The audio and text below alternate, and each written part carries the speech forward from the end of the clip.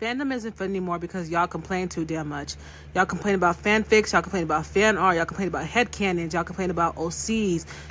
My OC looking at those OCs. Y'all complain about cosplays. Like, y'all literally cannot enjoy anything. Y'all are so focused on being the normal or the better fans that you just end up coming off as really miserable. Everyone is too focused on judging the way other people consume media that they like. Fandom will never be fun again until we just let people be. Like, who cares if someone's OC isn't practical or cringe? Why are you making 10 videos about that? And we need to go back to live and let live. Like, if you don't like the way that someone is consuming a piece of media, you don't have to acknowledge it. You can literally just ignore them, block them, mute them. There's so many options. Fandoms are not doing fandom right anymore. Why did I post a video saying, yeah, make OCs and roleplay with your friends? And so many of the comments are saying, oh, I don't have any friends, or I just don't have the friends to do it with. And multiple of y'all have the same fucking profile picture. Lego monkey kid, link up. What is the deal here? God, fandoms are so fucking boring now because everyone is like, oh, well, this should be morally correct and you have to have this opinion and you have to have this opinion. This is just basic human decency to have this opinion. And what is it? About shipping?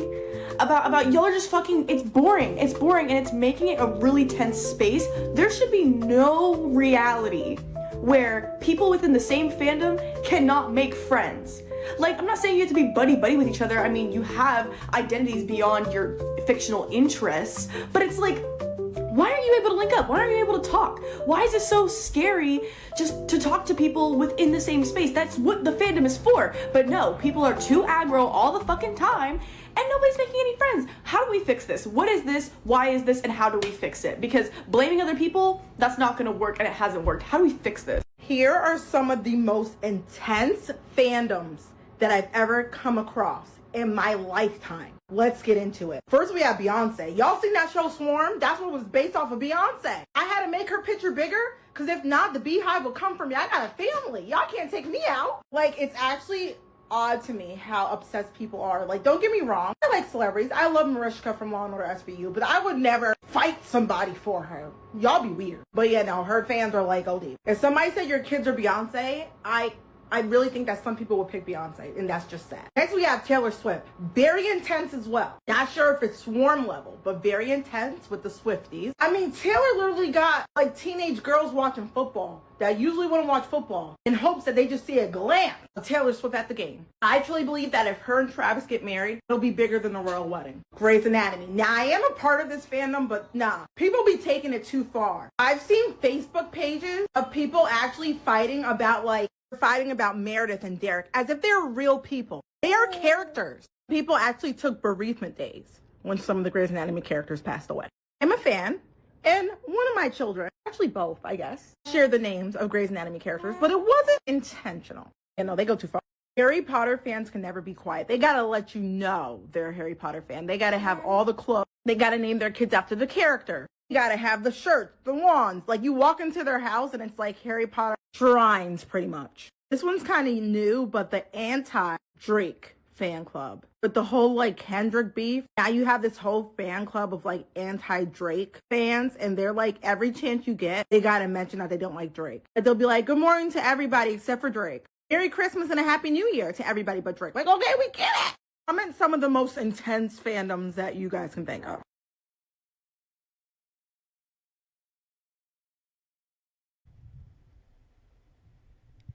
I grew up sort of chronically online. I was one of those kids who completely had a whole different life, who lived like completely two separate lives. From the time that I walked out of my elementary school to the time I logged into my phone or computer, and I just simply existed within online spaces such as fandoms. I remember like truly like getting into the whole like fandom culture thing when I was when I was really 12. Sometimes I think 10, but really 12. That's when it really started. That's when I truly got online because I downloaded Instagram when I was 12. And after all these years, 6 years or 7 years of being online, I've been through almost all the phases in like online fandom spaces, and I'm only 19. Like, it's weird. From standing like celebrities to like writing fan fiction to like getting into like online fights with people at like random times of the day. I've done it all. I even like made online friends. So I really was like one of those kids who was truly like more invested into like more online spaces.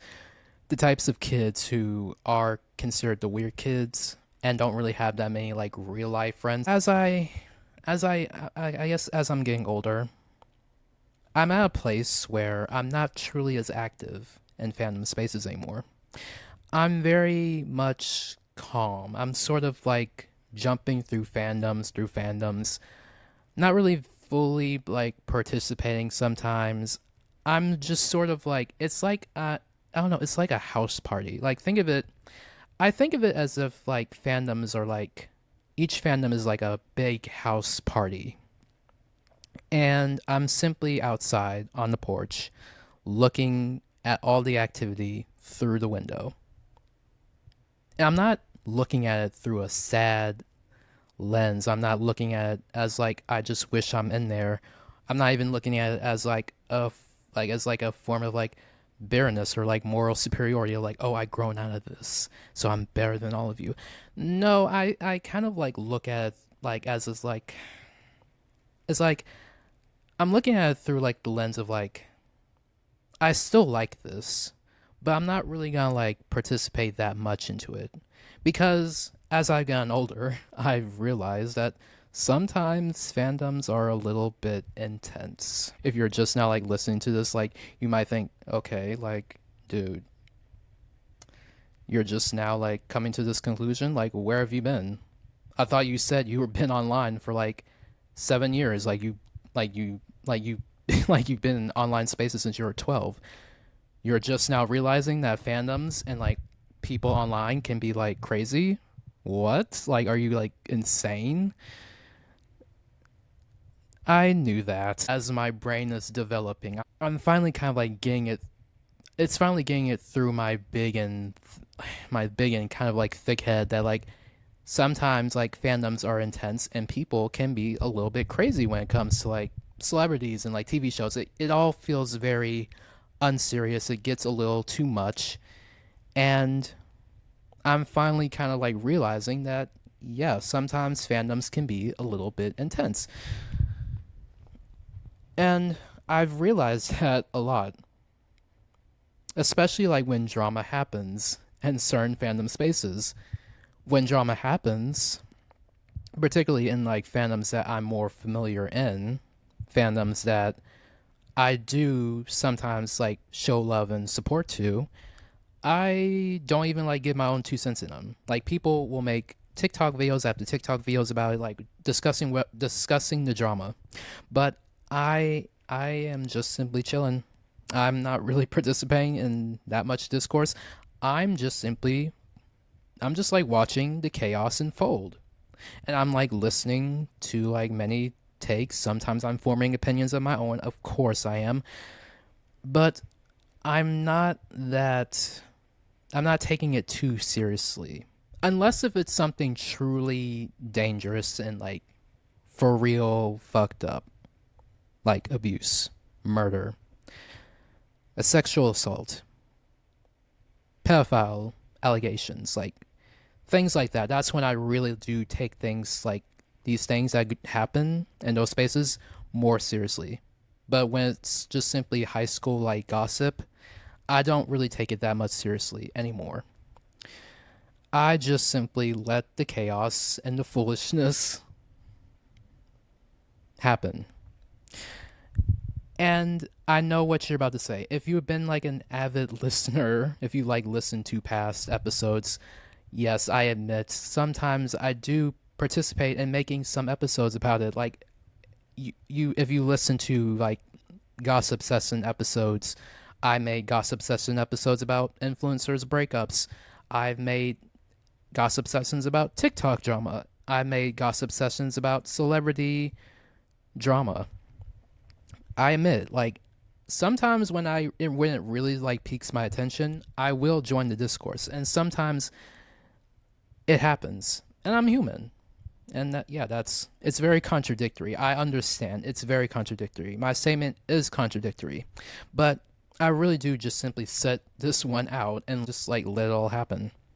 But let's just discuss why fandoms are kind of intense. And at the end, to be fair, I'm going to be talking about a little bit about the fandoms that I belong to and still do belong to. Like, I still do participate in some of the fandoms, but like, I'll tell you guys about it towards the end. So let's just discuss fandoms. But first, for those who don't know the definition of a fandom, let me just throw out the definition that I looked up. A fandom is a subculture of enthusiastic fans who share a common interest and a sense of camaraderie. Fans often dedicate significant time and energy to their interests and may engage in social networks with specific practices. Fandoms can be fandoms can be for people or things like books and characters. So yeah, that's pretty much it. But you probably already knew that anyway. But I just wanted to like throw out the definition. I structured the episode in two different like categories because there are many different types of fandoms, but like the main ones that I personally see and interact with almost on a daily basis, and the types of ones that do cause the most like drama and unseriousness are fandoms revolving around TV and film, and then there's celebrity fandoms. So we're going to be talking about both TV fandoms and celebrity fandoms. Let me just start out with the TV and film fandoms, because that's more of my type of fandom that I'm more a part of. Fandoms around TV and movies are a bit dramatic. They are. However, there is more community around these fandoms. There is more activities surrounding like these fandoms. There's more places to like meet up, like Comic-Con or like a book club, something of that sort. There are usually places in mind to accommodate for these fandom spaces to meet up and just simply discuss their most favorite things from that book or movie or TV show. Because these types of fandoms are more like typical and more expected, because like they don't really just exist in online spaces, but they always have existed in real life. Obviously like celebrity fandoms have existed in real life in the past, but like there have been more fandoms around TV and film have always existed in real life. People always met to talk about these things in real life. So obviously there are going to be more places in real life for these people to meet up and just simply talk and like build more community around these fandoms. Nowadays, people do meet up in like online spaces to like gush and like talk and like build community over their favorite TV show, movie, or book. Things like Reddit or like Discord, TikTok even. Really Wattpad. Like Wattpad has been a place too, but we'll talk about Wattpad later. That's really where I start. This is really, I don't know. We'll talk about that later. Anyway, I guess like TV fandoms and like media fandoms in general are more digestible. They're more accepted. It's more chill, but it can get a little bit dramatic. Like I love y'all, I do, but it gets a little dramatic sometimes. And this is where, don't get upset. Please don't get upset and huffy when I say this, but sometimes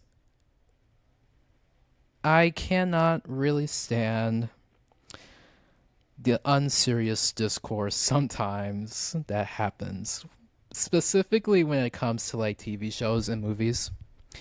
Sometimes we get a little bit overcritical with whatever happened in like TV shows and movies.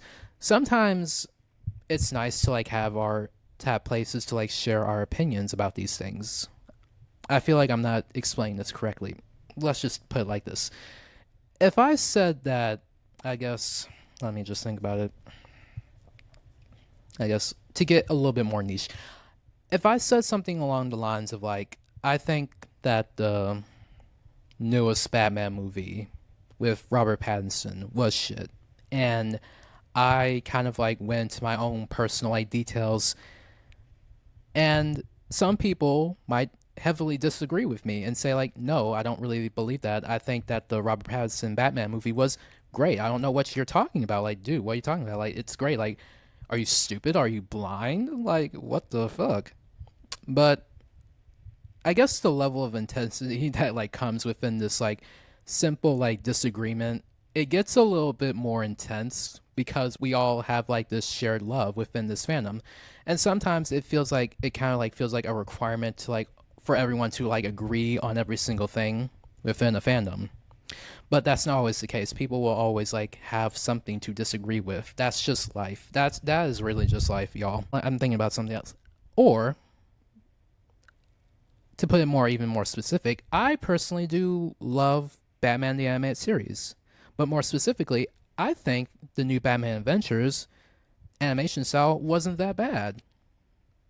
It wasn't that bad, in my opinion. But there are people who heavily disagree with me too. And that simple disagreement might turn into like a very serious, like heavy like argument of like insulting intelligence. And it's just simply a simple disagreement. This is even more specific. I love Teen Titans 2003. I hate Teen Titans Go. But there might be some people who love Teen Titans Go who may not know what the hell I'm talking about with the original Teen Titans. I might talk about my own personal opinions of like why I think Teen Titans Go is shit. I don't really like it. I never really fucked with it to begin with. But there were some periods in the past where it wasn't that bad, but like since I watched the original Teen Titans, my opinion of Teen Titans Go changed. So I think Teen Titans Go isn't really that good in the first place. But there are people who heavily disagree with me. So it might turn into a fight then. So what I'm saying is like sometimes the discourse of like disagreeing, it gets too serious, and when in reality it's completely unserious. We take things way too seriously when we talk about TV shows and media sometimes. I do realize that. Sometimes it delves way too much. I guess to like talk a little bit about my own life. This really comes out whenever me and my uncle talk about whatever like TV show or movie. It's kind of like funny because my uncle, he always does have his own critical points. He has his own critical points on like a show or a movie, particularly movies. And he's very confident and he's very astute with his own opinions. And some of these opinions I might not agree with, he might not agree with mine. But it's like a very civil like discourse between the two of us, and it's very like funny at the same time. But it's also like it's sort of serious in our own eyes, but like I don't really take it that personally if he doesn't like a show or a movie that I like and that he personally doesn't like, because at the end of the day it's not really that serious, because it's just not that serious, y'all. But sometimes we do take it too seriously. I've seen this so many times on TikTok, particularly like with shipping in these moments. Like this is especially with shipping, love triangles. I've tried to make an episode surrounded around love triangles. Like the other week, I really did try to like make an episode around love triangles, because at this point, I cannot stand love triangles. I never realized I actually had like an actual like kind of like a itch. Like I just don't really vibe with love triangles anymore. I never truly vibed with love triangles. Never did. I find them to be very cliche, lazy, sometimes with writing because it's been overdone. And also, it feels so backwards nowadays. It's romanticizing a very toxic kind of like relationship. I'm mostly thinking about it like when it comes to like the summer I turned pretty discourse. I've seen the discourse on TikTok with everyone like talking about how something about how like Connor is very toxic and people kind of like defending and making so many excuses for Connor. It is a little bit serious of how people are romanticizing toxic romantic behavior in relationships, and it's very concerning because what people will see on TV, sometimes they will like replicate it in real life. Sometimes like the discourse around like certain like storylines and like things of like in TV and media and like whatever kind of media, it gets a little unserious. But it's moments like these when it's like when certain storylines are romanticizing a very toxic kind of trope and it's very impressionable to very young viewers, like it's a little bit serious. People need to be talking about it. It's not really it can't really be slept on. So yeah, that's when it gets serious. Like some topics need to be talked about, but like sometimes when it gets to like simple like surface level opinion pieces, like I just simply don't really vibe with this show or movie or like this choice like the creators made. Sometimes it gets a little bit unserious with like how seriously we take it. I feel like I'm being sort of like a hypocrite about this because, and I guess a few episodes ago, I made an episode talking about the whole discourse in Dead Poet Society, how Neil and Todd are more than just friends, they're boyfriends. And I explained how people saying that they weren't and how it's just forced, I just simply said, yeah, I just find it bullshit. Because of like the context of like the characters, the movie saying how it would like enhance like the whole plot. That's why like they make more sense because like it's the storyline. Like it will make more sense to the story. But I personally think it's like a very unserious topic, but I made the episode because like people will truly like, I don't know, like it's not enough for people to like simply disagree, but people will really like create online spaces or like go into online spaces and just simply start shit. Just simply start arguments. Like I don't know, like it just gets weird. That's kind of like I don't know, that's just like an example of like how like media fandoms are basically. Next up, celebrity fandoms. Oh god, that has a whole other can of worms. Celebrity fandoms are where people's most crazy comes out.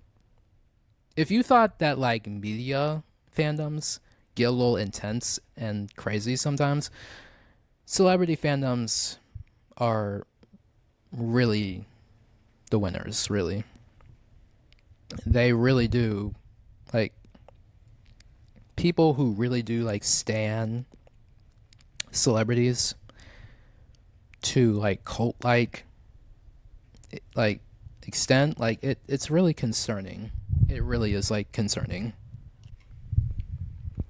It's sort of like concerning how the most famous celebrities of our time have very large cult like followings. I'm gonna like list off the celebrities whose fandoms are a little bit intense, and then I'm gonna like end it off with like the fandoms who are actually like fine. They're just simply underdogs. So the first up is Taylor Swift. Swifties, we love you. We really do, but like y'all are a little bit intense. You guys, like what? Okay, like y'all need to like take a chill pill sometimes. It's not that serious. But anyway, like in the late 2000s and 2010s when Swift was becoming more big, she created like a community of fans who really do connect with her music. I have to give it to her with everything that Taylor Swift is sometimes, and like I am not particularly like a Swiftie. I do like her music. I really do. But like I'm not really a huge Swiftie, as it turns out. Even though I like her music. But like I just simply don't really like the fandom sometimes. Like Swifties are very intense. But I have to hand her to I really do have to hand it to her. Taylor Swift really does connect with her fans. In the beginning, she really did connect with her fans. Because Taylor Swift created like a little bit of a space for girls who felt very unseen in the 2000s and now in these days too. And it's kind of like she's like their big sister and their best friend. And she's shown it in like some ways, like having private like conversations with them, putting out little clues in her albums for like the fans to like figure it out, sharing some of her secrets in some of her songs, making them feel like they are like connecting on like an individual level, even inviting them to her house for like album to like listen to her albums before she releases them. It's kind of like amazing how there is like a group of people who would really like do anything and everything a woman like. It's just amazing how a group of people will really like do whatever a celebrity would say and do. It gets even more concerning when, let's say, like whenever Taylor Swift was going through a breakup. And I remember like really with Red is my favorite Taylor Swift album, but like with everyone, like especially like when the re-recorded version came back out, the entire discourse and rumors around who All Too Well was about, it really did like it really like stirred up her fans like hornet's nest, because people are convinced that it's about Jake Gyllenhaal, and some of the fans will take to kind of like harassing her exes because they're her exes and they did her wrong. Some of them really did do her wrong. And in her album Speaking Out, she wrote some songs inspired about her relationship with this singer John Mayer.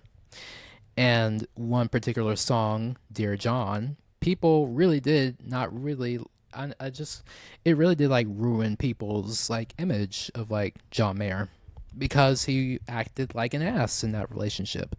And a fan actually did like DM John Mayer, I think a thread really, and like he actually responded to that fan. So yeah. And also like when Speak Now released, Taylor Swift actually had to like say oh god, when she performed Dear John at the Eras tour, she really said like, I appreciate y'all like trying to defend me, but like I'm fine. Y'all don't have to like send all this hate. Like I'm good, y'all. I'm like it's fine. Like calm down. She really had to like say that on stage for people to like not start shit. And I'm pretty sure people did start shit anyway, because you know, Taylor Swift is basically their god. When Taylor Swift is really just a person. I know she looks unreal, but like she's still a real person, y'all. She's still a real person. Also, last but not least, it feels like no one can really like say anything about Taylor Swift without Swifties doxing and like harassing themselves.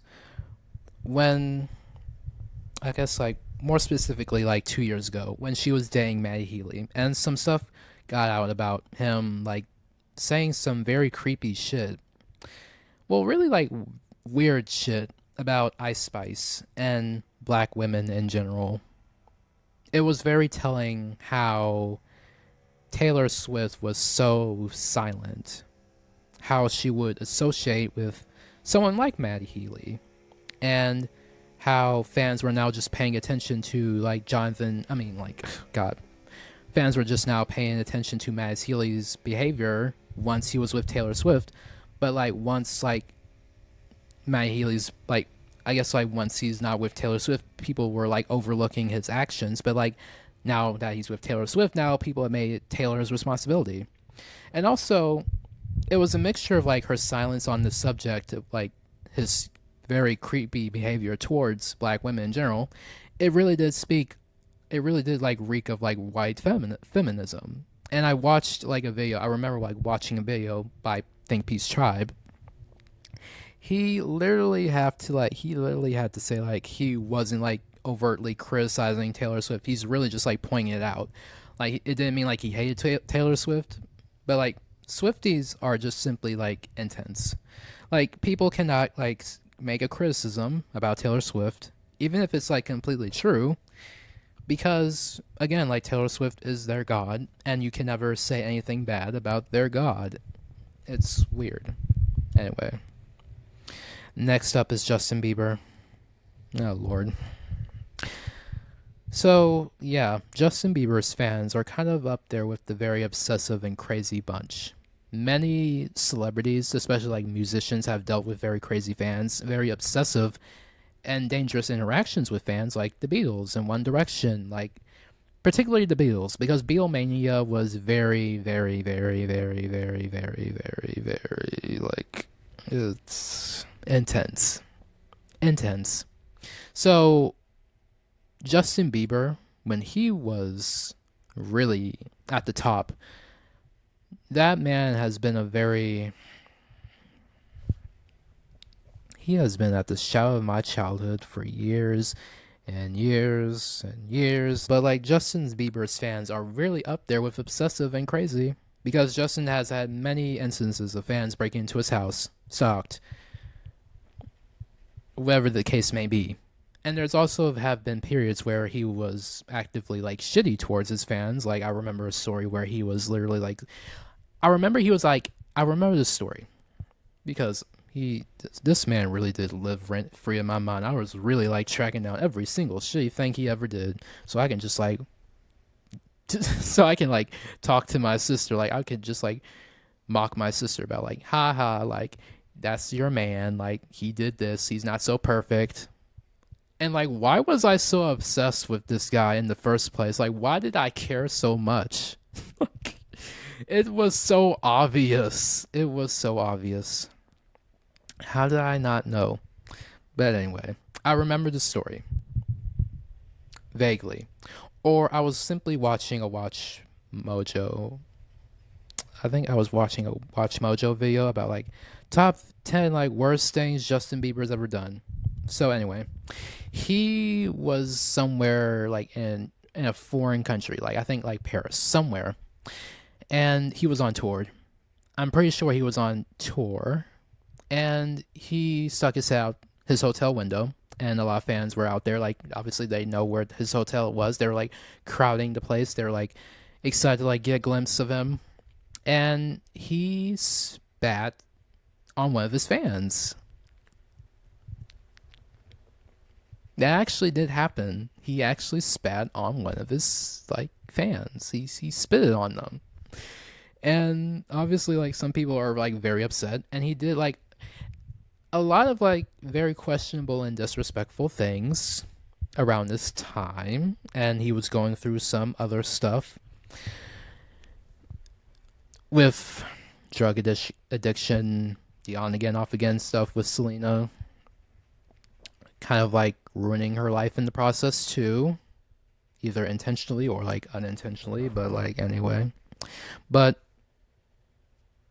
either way, the relationship between Justin and his fans have always been like very like complicated, very kind of like a love-hate, and also kind of like a toxic relationship, to be honest, because like there was a period of where like Justin like seemed like he loved his fans, and then like he took his anger out on his fans and he was acting like a dick.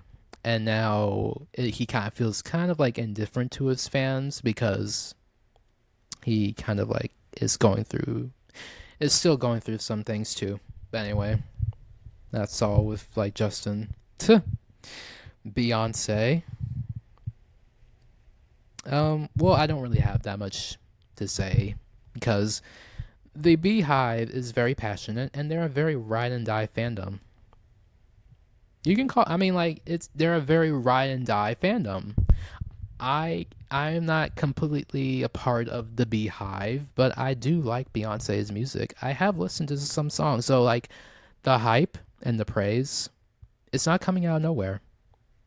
It's not coming out of nowhere. But anyway, next up is Billie Eilish. Her fans are also intense, obsessed, and also very clinically depressed.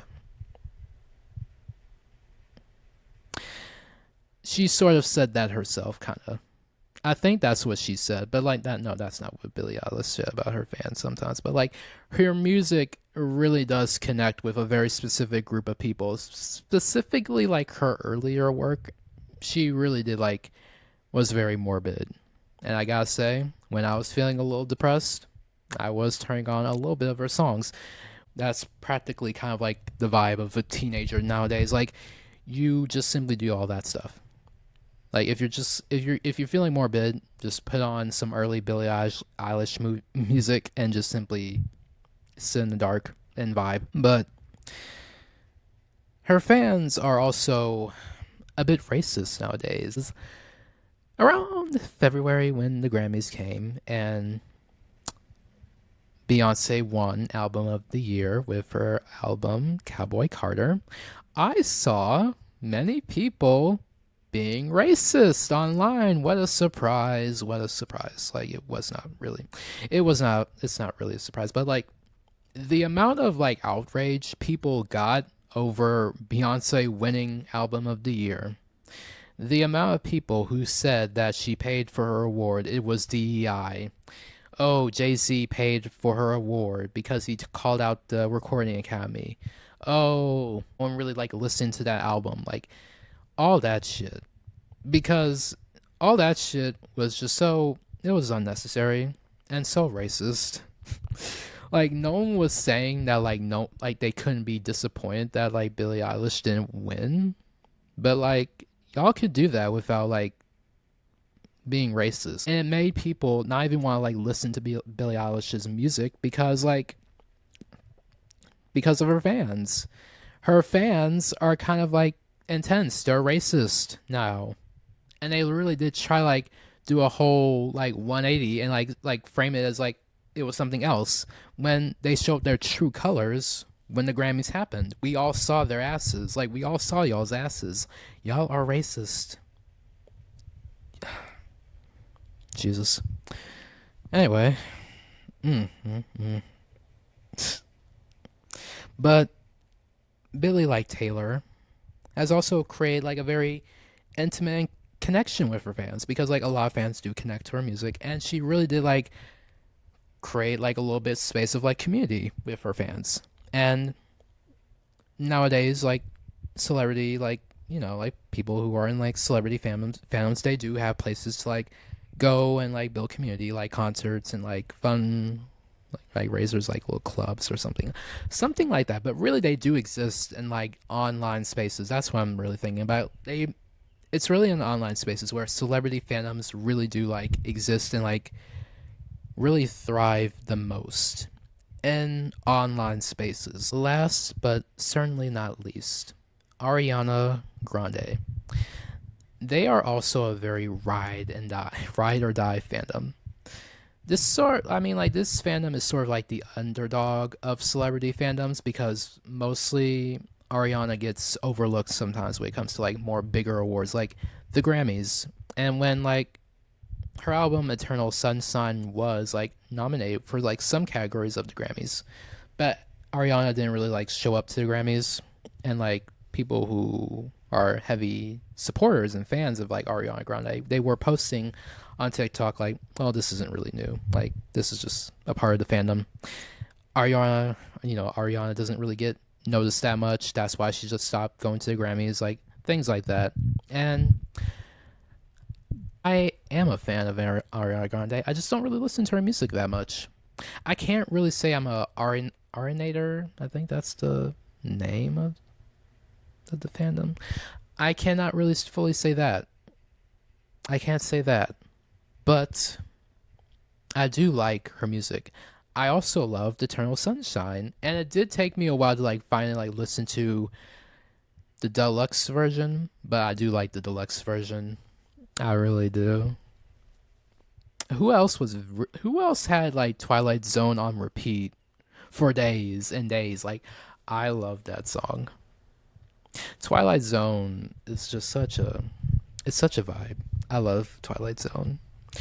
But Ariana Grande's fandom is sort of like the underdogs of fandoms, but like they do have their moments where it gets a little problematic. While we're on the subject of like celebrity fandoms, we also need to talk about when the drama occurs. The thing that I've noticed within fandoms revolving around celebrities is whenever something bad comes out against their favorite, it takes a minute for them to even like register the bad thing that they did, or the alleged bad thing that they did, or something, the messy thing that they did. To put it simply, I'm just gonna put it in the most blunt way as I can possible. Critical thinking completely goes out the window, and everyone is either blindly supporting their favorite or damning them to hell without hearing any other evidence, because like they're just that impressionable, they're just that persuaded. And sometimes people, I'm just gonna be like, I'm trying not to be mean about this, but like I've realized in the last few months that people online who are like very heavily online, they truly don't really have a mind of their own. They just simply go to whatever side has the most voices, and they'll just like spew out the same talking points without ever like truly like thinking about the situation and what they really think about for themselves. I know it's like more easy to like follow the crowd because it's like mob mentality. Like no one's really gonna like, when fandoms really like, I guess like when you see a fandom in real life and we get into like one room instead of like an online space, it's just simply mob mentality. Everyone's just gonna like be doing so much, and so like I don't know, it be doing too much sometimes, but like it gets a little too much. It really does. But I have seen both scenarios play themselves out, and if I'm being honest, I've been one of those fans who did automatically like toss that celebrity in the trash and become a complete hater without really like understanding the full context, and just like not really like thinking about how it is for myself. I really just didn't really think for myself. Like I just didn't really think. And the celebrity I'm gonna like mention for like an example is Ariana Grande, because this really did come to mind as I was like writing an outline for this, because I have thought about two scandals where I acted sort of like more young, and then the next scandal that happened, I just simply kept my mouth shut, and I just simply like just waited for more information. The first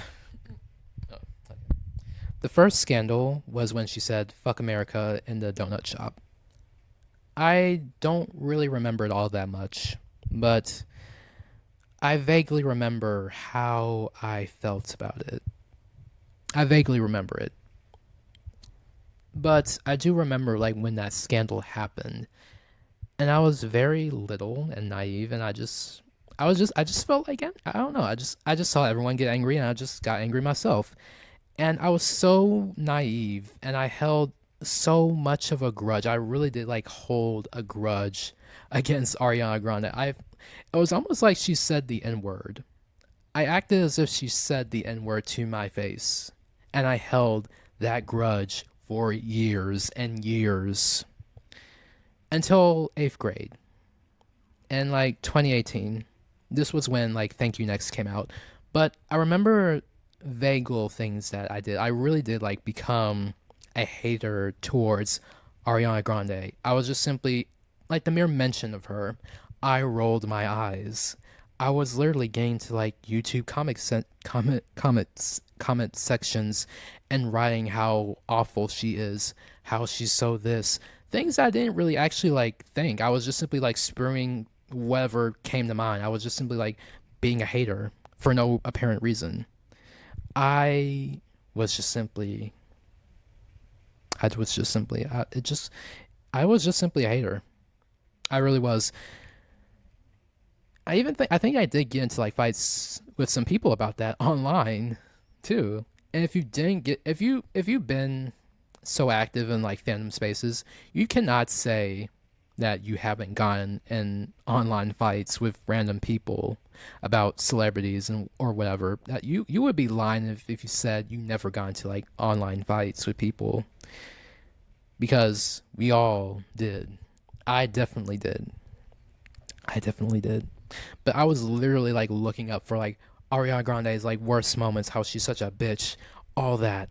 I was truly a hater of Ariana Grande. I really was.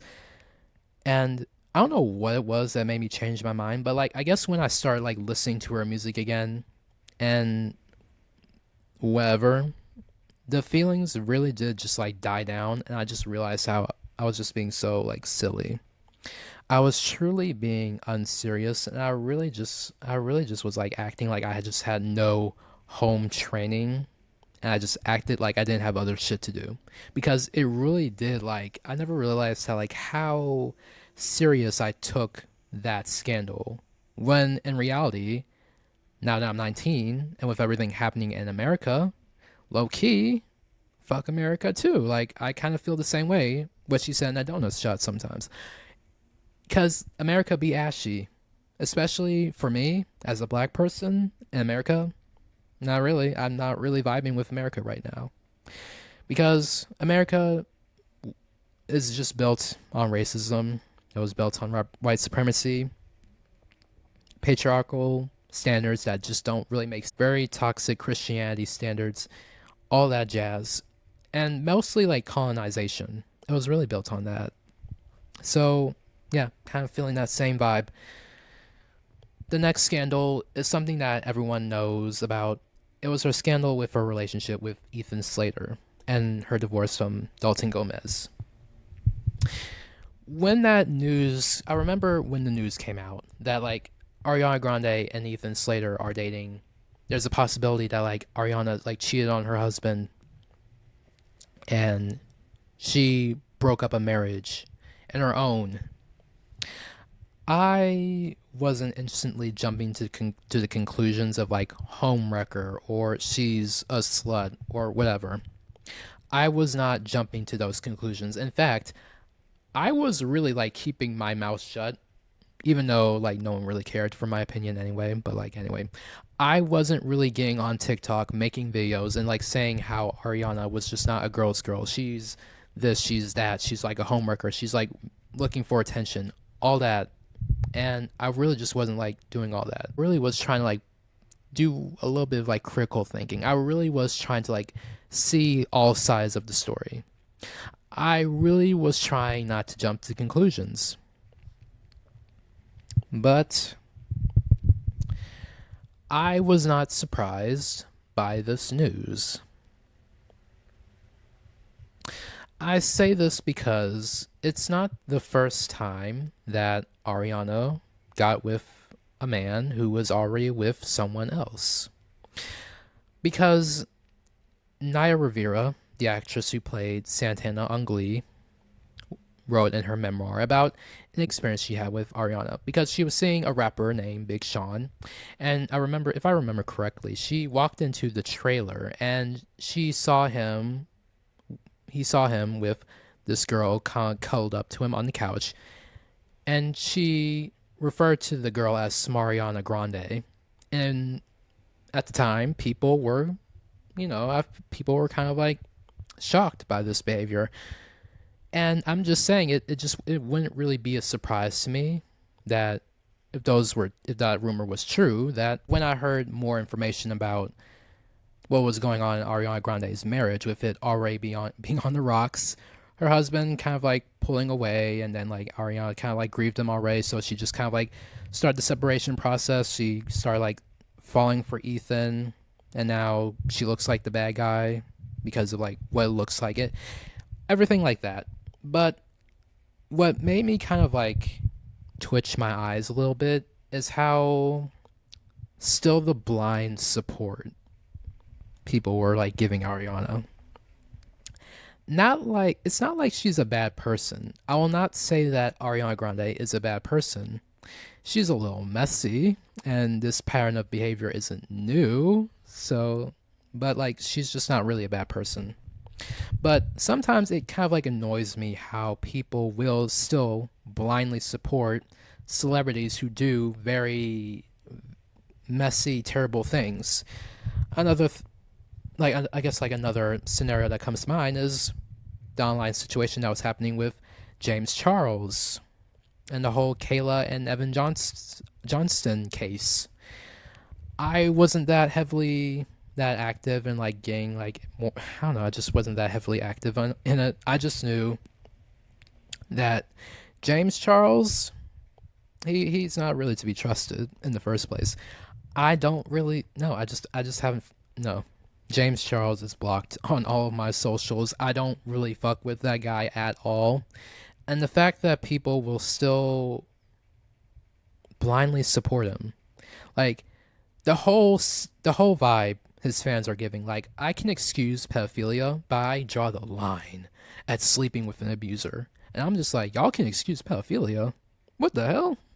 That's really like the vibe that came with this entire Kayla, Evan Johnston, and James Charles situation. That's basically it. And when James Charles made that very faux apology video that tried to like gaslit everybody, like, I was just shaking my head, not surprised, because people in fandoms fail to hold the person accountable. They really do fail to hold their favorite celebrity like accountable when they do very questionable, illegal things like murder, abuse, SA. Like, people will really like look over these things because like they're just so talented, they're just my favorite. Oh, why can't I just simply like them? Why you're just tone policing us? Like, you're just tone policing us, you guys. Like, y'all, the man is like a literal abuser. Why are y'all still supporting him? Like, it's weird. And also, it's the infantilization of it all that really like makes me kind of like frustrated. Like, people will literally like make up excuses for so many things when it comes to their favorite celebrities. Anyway, moving on. Now, if we're going to be talking about fandoms and how they're intense and they're a little bit crazy, we have to talk about the fan fiction, the shipping. We gotta talk about it. Now, you're not in trouble, okay? Like, calm down, everybody. I feel like I'm gonna be losing some people because we're almost an hour in. Like, I've been talking for like an hour. If you guys are still listening, you're not in trouble. You're not in trouble. Get back here. Come on, get back here. Sit down. Okay, we just gotta talk about this. Okay, because sometimes you're doing a lot. You're doing the most. So sometimes we need to put a lid on it. So, yeah. Fandoms start to, like, how do I put this in? I guess, like, fandoms really start to trend to, like, very weirdo, creepy territory when shipping becomes more involved, when fan fiction becomes more extreme and prevalent, when all this comes into more of a factor. When it comes to like TV shows, movies, characters, that is completely fine to write fan fiction and to ship, in those situations, because those are just fictional characters. Like, it's not really hurting anybody. As long as like the fan fiction is not weird and creepy, that's where it really does like trend to like some weird territories. Like, some abusive fanfics do exist with some fandoms, and it gets very weird when it gets like it turns into like very problematic real quick when the fan fiction starts to get more weird in those situations. Like, when it like glorifies like rape culture, when it really does get into like very weird territory, is when they start shipping real life people, especially like people of the same sex. That's when the boundaries, the weirdness, it really goes to a full extreme. Because the hyperanalyzation of real life people's interactions to see if they are in a relationship is very invasive, it's very weird, and it's very traumatizing to those people. The two ships that do come to mind are real life, are real life people that people ship are the Cameron ship of Fifth Harmony and the Larry Stellanson ship of One Direction. God, these two ships have really did do numbers on the people involved, and they really did scar these people, and it really did affect their real life friendships with those people involved. Two people that really were affected were Lauren Haregi. The whole Cameron spectacle definitely made Lauren very uncomfortable with the fact that, one, she's bisexual, and at the same time she wasn't planning on being out to the public. And also the fan fiction that people would write, the clips that people would put together, it made Lauren feel like a predator. And she later came out that it was due to I guess, oh God. It was, oh God, okay. She later came out in 2019 or 2018. I think it was 2019 when she came out, and that was only due to pictures of her and then at the time girlfriend. Lauren was at her relative's wedding, and then her and her girlfriend took pictures in a picture booth, and fans saw it, then they leaked it to everywhere else, and it just became a whole thing. And she doesn't speak on it now, but she said it had affected how she interacts with other women. And I'll put in a clip because she talked about it a little bit more in depth in Becky G's podcast. I was 18 and absolutely not trying to come out to the public. I absolutely didn't want, people thought, and this is going to be another controversial acknowledgement, but whatever. People thought Camila and I were into each other. And that made me so uncomfortable, disgustingly uncomfortable, because I was queer, but she was not. Mm-hmm. And it made me feel like a predator, essentially, because it's invasive. It made me feel like a predator because of the type of clips people would put together and the type of stories people would write and the type of stuff. I was always the aggressor, and I was always the one turning her, and I was always the one who was the masculine energy in the scenario. And it made me very uncomfortable because that's not how I identify. And that's not to say that that's wrong to identify like that. Daddy, get your shit. You know what I mean? Do your thing. But I did not identify that way. And I also did not have that connection with her. Camila and I were just very good friends at that time. You know what I'm saying? And we respected each other. When each other would talk, we would look at each other. We had love for each other, genuine friendship. You know what I'm saying?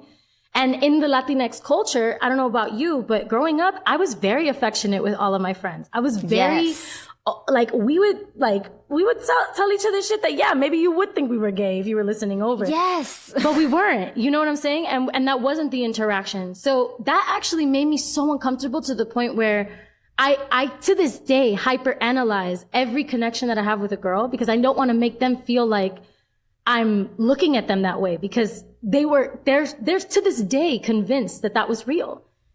You know what I'm saying? And I can't do anything to change it. Cause even when I talk about it, and I don't talk about it because I've learned to just ignore it, because it was just so traumatizing for me. You know what I'm saying? That it was I just chose to ignore it at a certain point, because getting angry to them would mean that it was real and validate it more for them. So I was okay, then I can't get angry or defend myself, apparently, because then that just makes it more real. It really fucked with my head, because I was just I wasn't even comfortable with telling my parents about it. You know what I'm saying? I wasn't even comfortable telling myself that I was queer, And I didn't see Camila that way. So it just made me uncomfortable that I could potentially be putting off that kind of vibe onto someone who I wasn't trying to do that with. You feel me? Yeah. Because that made me, again, it made me feel like a predator. To this day, I have an issue with that because of it. Yeah. I have an issue flirting with girls because I'm I don't want them to think that I'm trying to, you know what I'm saying? Invade or anything like that. So anyway, punto y aparte. I was very uncomfortable, and I absolutely didn't want to come out because I was like, they're going to confirm that rumor, and then it's just going to go in a whole nother directions, and, you know, it's going to get worse, right? And that's a pretty good clip. After, like, I saw that clip, I immediately felt bad because, like, I wasn't really, like, that supportive of the ship, but I wasn't heavily, like, against the ship to begin with. I wasn't actively, like, participating in the ship, but, like, I just felt bad that I even, like, mentally, like, entertained it in my mind, in my very young mind. The next ship is the Larry ship. The Larry ship was a very... This was a celebrity ship that really did go way too far. And Louis had denied the rumors for years, multiple times. And he has talked about how it negatively affected his relationship with his ex-girlfriend at the time, Eleanor Calder, with fans sending threats and harassing her. I'm only guessing, but like that's probably what happened. And he also spoke about how it impacted his friendship with Harry Styles and how it made them feel like they couldn't even like interact with each other at all because people would like make up so much stuff about their friendship. And even though like I made an episode in the past talking about how Neil and Todd, how like how it goes, it's really one of these moments where like when you say like can't just two boys be friends, like this is where I agree. Like I don't know, it's like it was weird how people were truly like trying to like romanticize all of this and how it really was none of I don't know, it really was, oh god, anyway,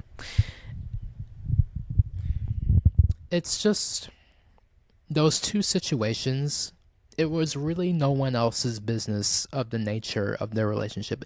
It really was like no one else's business. Like it's one thing to be curious, but like to really be that invasive, to really like put so many clips together, to even like write very questionable fan fiction about real life people, to put them in a situation where you're basically kind of like outing these people's, you're probably like outing them or like making people around them question their sexuality all the time. Like it's not fun. It's concerning. It's a little weird that, and also like it really just, again, it really wasn't no one else's business. Like it was okay. Last but not least, the final section of this episode. It's only fair that I talk a little bit about the fandoms that I belong to and still do to an extent. So there are like a lot of fandoms that I was a part of over the years, but like I can only think of like 3 fandoms that my younger self was truly like a part of, and I can think of like one celebrity like fan club or like fandom that I am, one celebrity fandom now that I am a part of, but like I'm not that actively like participating in that much, but like we'll get into it. The first one was like My Little Pony Friendship is Magic. I got into the show around 2012 or like 2013, and it was like around like the first show where I think it really was like the first show where I stuck around from the very beginning to the very end. It was one of the first shows that like I was there for the beginning, I was there for the end. A lot of nostalgia is very placed on this show when I watch old episodes from time to time, because like I really did like Friendship is Magic. It was a pretty good show. But when I was younger, I grew up in the late 2000s, early 2010s.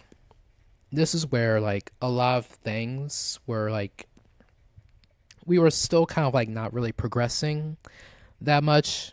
So this is where like the whole like gender, like boys should like this, girls should like this, like that was like where it was truly like at its peak in the like early 2010s. Like it was still going on. It still goes on today, but like it wasn't really like at a chokehold as it was back then, because back then like people were like really saying like, oh, boys shouldn't like watch My Little Pony. Like, oh, well, really like kids at my school would say this. like, oh, boys shouldn't like My Little Pony. That's so girly. So like I went years and years without ever like actively like saying like, oh, I like this show or I watch this show. People would give boys so much shit over like liking anything that was girly at the time. They still do that, but like when I was in elementary school, when I was in middle school, people were cruel. Like kids were like so mean about this. But My Little Pony taught me a lot of like it taught me a lot about friendship. And being an autistic kid growing up, it really did teach me a lot of like social cue. The second fandom that I got into was Paw Patrol, and I got into it in 2014. In second grade, I was very like entertained by these pups, and I liked the toys. But I remember like I was in second grade, and one morning I woke up very sick, and I had to like stay home. And it was like a year after the show came out because it premiered in 2013. And again, I was very like enamored by these little dogs, and they were like so colorful and like cute, and I loved the toys so much. And I think at the time, with the, like one of the things that I liked the most about the show was I was shipping Chase and Sky before I even knew what shipping was. I don't think I knew the word shipping until like after I saw Paw Patrol for the first time. Last but not least, certainly not least, the MVP, the man himself, or the train himself, Thomas. Thomas and Friends. I love Thomas. I can't say when I got into Thomas, but like, God, I'm getting emotional, but like, Thomas, he was always there. It's always been me and Thomas, me and Thomas against the world. I never really like related to any character the way I related to Thomas. Oh God, Thomas really was, he really was there for me because, yeah, Thomas was like a little blue train. He was a tank engine who lived in a big station on the island of Sodor. I remember almost every single line from the first episode. I can quote it from memory. I can almost quote it from memory. He had six small wheels, a short stumpy funnel, a short stumpy boiler, and a short stumpy dome. He was a fussy little engine, always pulling coaches about, ready for the big engines to take on long journeys. And when trains come in, he pulls the empty coaches away so that the big engines can go and rest. Another one, once an engine attached to a train was afraid of a few drops of rain. He went into a tunnel, a squeak through his funnel, and never came out again.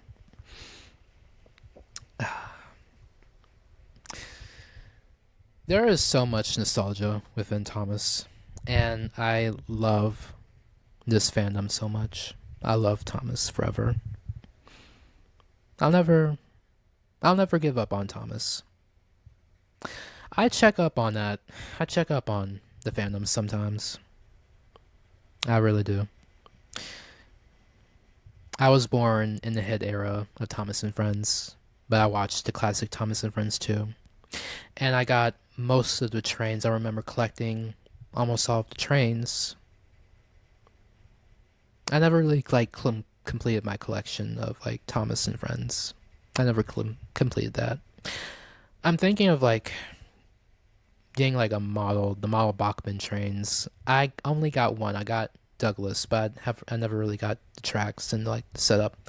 But yeah, I watched almost all the movies, and I just love it so much.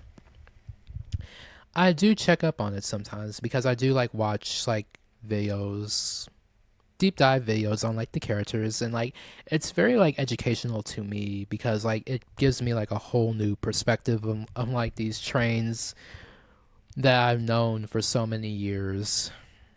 I don't know, I just like learning new things about the franchise.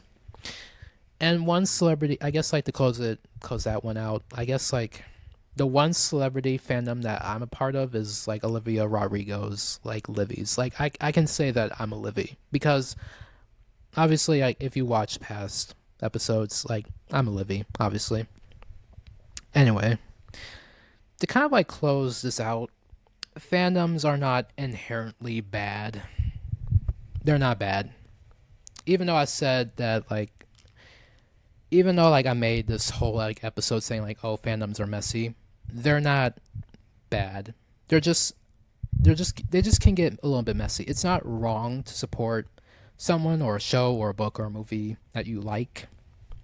It's not wrong, but like sometimes people, I guess like we just have to remember that these are people who make mistakes and are able to do bad things, and that this show, movie, or book is just they're just simply pieces of media. It's not completely that serious unless the topics are serious. Then like yeah, it gets serious. But like most of the discourse and all this stuff is unserious, and it's nice to have a community of people who do share the same interests as you. But I feel like we need to like sometimes take a breather from fandom. Sometimes like we need to like check out. Sometimes like log off of our phones and like go outside, touch some grass, like spend time with your loved ones, your friends and family, and just simply say to yourself, remind yourself whenever like drama comes into a fandom, like it's not completely that serious. It's not that serious, and it's not completely the end of the world. Anyway, that's kind of all I have for today. This hour-long ass episode. That's kind of all I have for today. So yeah. Thank you for listening to Let's Discuss. You can find the podcast on like Spotify, YouTube. Just search up Let's Discuss with Nick Marshall on YouTube and Spotify for, the full episodes. You can also like find it anywhere you stream podcasts. You can find it on social media at at Let's Discuss Podcast _ all lowercase on Instagram and TikTok. And you can follow me, nick.marshall02 on Instagram, if you want to see your beloved host in the flesh, because maybe video might come out soon. I don't know. I'm working on it. But like anyway, it's been a nice talk, and yeah. God. Just remember to like touch some grass. Like remember to go outside when you getting a little too immersed in fandoms sometimes. Like we all have to remember the outside world exists. Anyway, I'll shut up. It's been a nice talk. Okay. All right. I'll talk to you guys later. All right. Bye.